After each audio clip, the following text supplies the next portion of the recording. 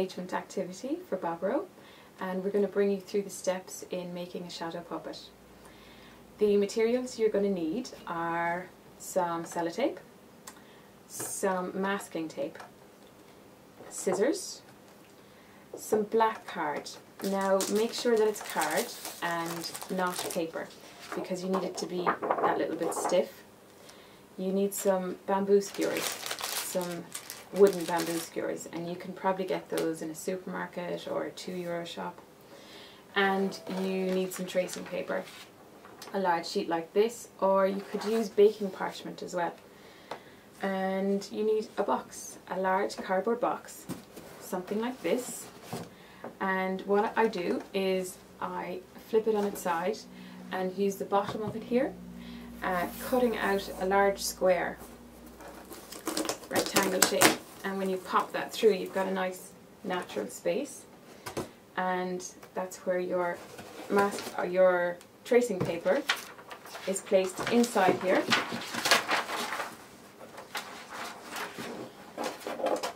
Flat on the cardboard, using your masking tape you can attach it so that it's flat down and create a screen. And lastly, you need a lamp, a desk lamp with an adjustable head is the best, and you need to be able to darken your classroom as well, sufficiently so that when you turn on your lamp that you can see the light from it. Before your class you will need to prepare your materials, and for this you're going to need a wide variety of black shapes.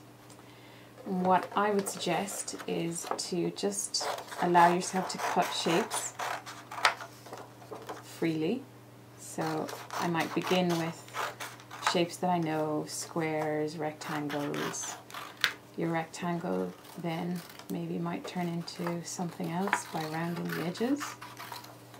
You might have an oval shape.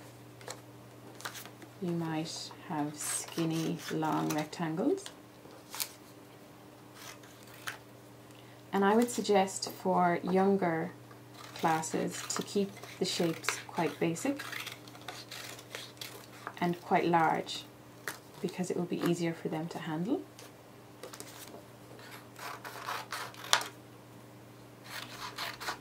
And as you can see, I'm not drawing out any shape first. I'm really just allowing the scissors really to kind of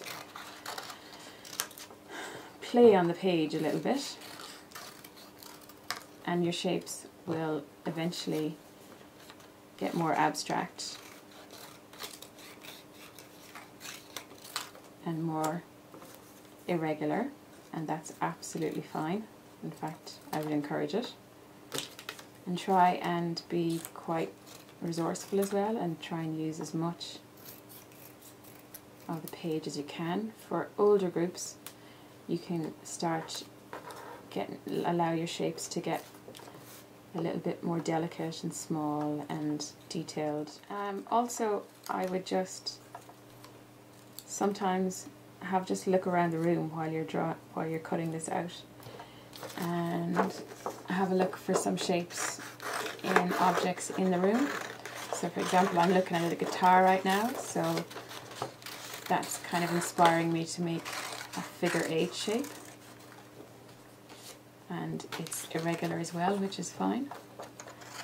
I see a jar, so I'm going to again roughly, very roughly, be inspired by the shape of the jar.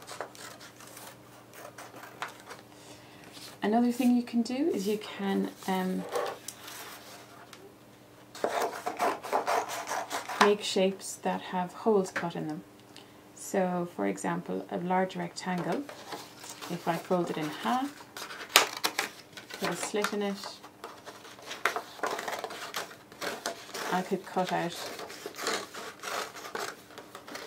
a big oval from within that, which gives me quite an interesting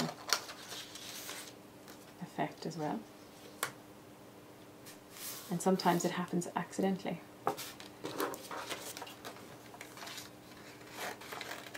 And And really just continue like this until you have a huge and varied selection of shapes. You really, I would imagine, if you have a class of 30 students, you would need on average 5 shapes per child. This is the setup for making the puppet with your class. Today I'm working on a tabletop, but when I'm in the classroom I usually arrange it so that all of the tables are pushed back to the side and we sit on the floor in a large circle, and I arrange all of the shapes in the center of the circle with the children around, and I do this so that everybody can see and we can share our ideas and watch each other working. And also it's fun to just sit on the ground sometimes. The purpose of this game is to give children the freedom to see potential in simple shapes, and through sharing their ideas to gain confidence in their interpretation of the potential of what they see. At this point it's useful to find one shape and to concentrate on it with the whole class. So somebody might, for example, pick a shape and suggest that it looks like a lake. I then take this shape and rearrange it and say, does it look like something different now?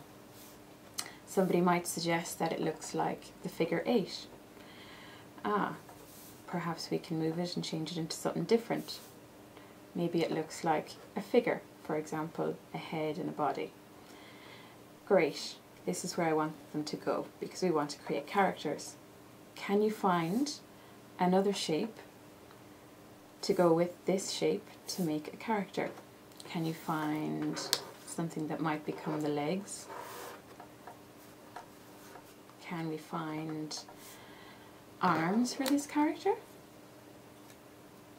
Can we find anything that the character might wear? And we start building up, usually quite a comical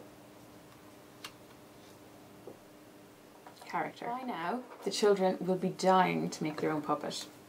So, in order to organise this efficiently, I allow each child in turn to come up and to choose or to be given 5 pieces, 5 shapes from the pile.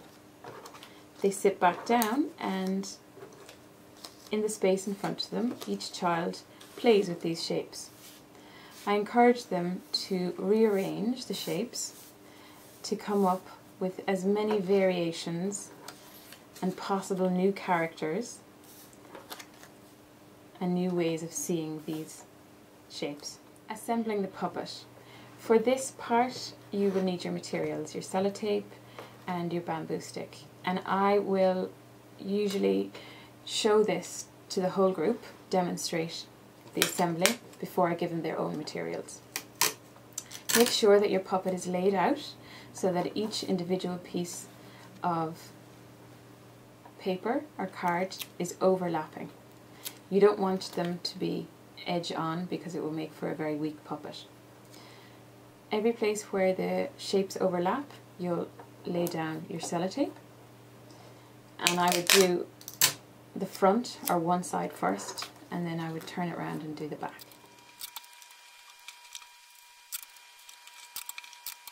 And there we have our poodle, our puppet, complete. We just need to put on the stick next. Now we're ready to attach the stick. We're going to be using our bamboo stick. Be careful with the point and make sure that you use the pointy bit to attach your masking tape. You need 2 pieces, roughly 2-3 inches long, attaching to the top of the bamboo stick and leaving a flap. Attach them together, edge to edge, and squeeze them tight, closed, but leave a flap open at the top here. This flap is going to create a natural hinge on your puppet, so you'll be able to have a nice ease of movement. We want to attach it roughly towards the top, where the most of the weight of the puppet is. So in this case, near the dog's head.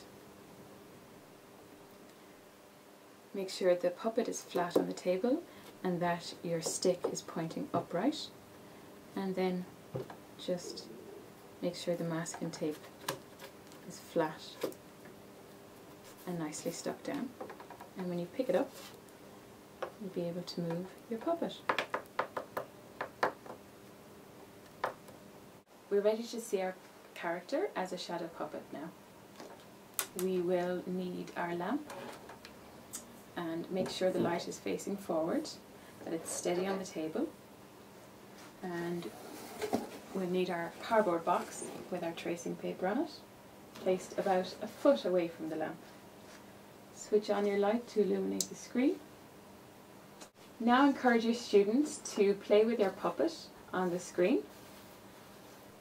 If they keep their puppet flat against the screen, they create a nice sharp shadow, and the further away, the more fuzzy.